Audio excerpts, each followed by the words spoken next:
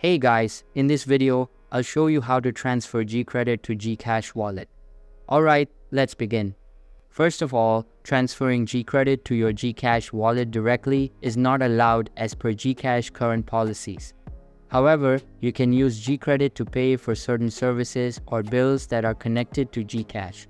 Here are some workaround methods that you can indirectly achieve your goal of utilizing GCredit. Step number 1 is to use GCredit to pay a bill.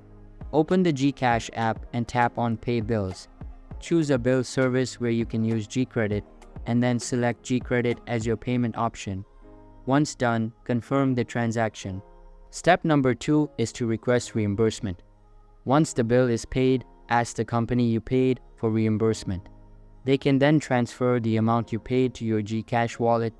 Step number 3 is to receive the money in GCash wallet. Once they reimburse you, the funds will appear in your GCash wallet indirectly using your GCredit.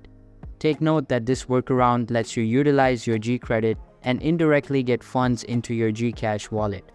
However, there is no direct way to transfer GCredit to GCash at the moment.